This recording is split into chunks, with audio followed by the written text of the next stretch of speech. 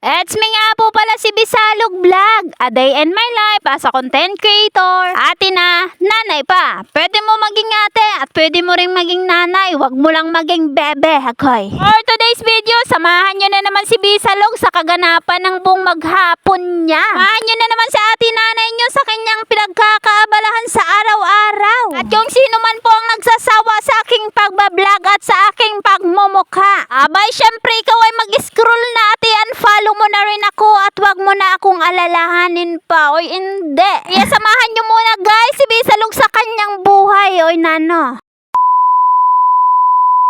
Hi mga kabisalog, kamusta? For today's video guys, nagbabalik naman si Bisalog nyo. Panibagong vlog, panibagong araw at panibagong pag-asa na naman guys.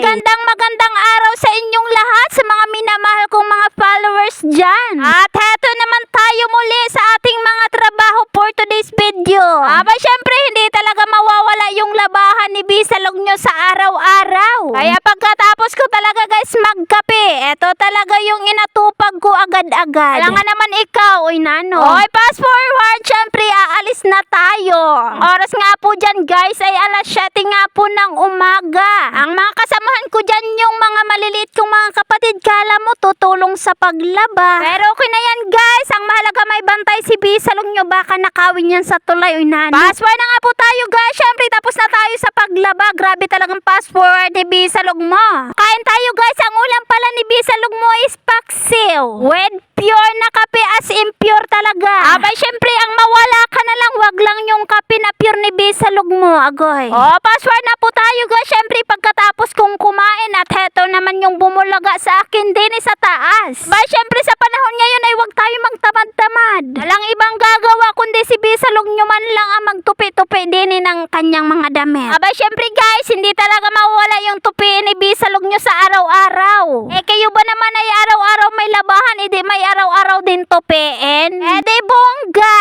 Dami ko talaga guys ginagawa sa araw-araw tapos dadagdag ka pa. Pwede ka namang dumagdag basta ikaw ay tumulong, wag kang tatamad-tamad. Oy hindi, Bisalog, sino ba yan? Wala lang, nagpaparinig lang for today's video. Eh para naman hindi kayo dyan maboard. At ako nga po'y naboboard sa pagtutupi ko ng damit. Pero wag ka, habang nagtutupi si Bisalog mo ng damit, kung saan-saan naman yan tumatakbo ang kaisip-isipan. Hindi na talaga lumipad, tumakbo na lang kasi pagod na talaga. Syempre guys, wala talagang taong hindi pagod. Kung meron man, tamad yan. Sa mga napapagod dyan, laban lang sa buhay. Pwedeng mapagod, pero wag kang sumuko. Pero sa mga tamad, maghapong nakaupo, tamadan mo pa. Hasta magdukot, inambubot mo sa ingkulan.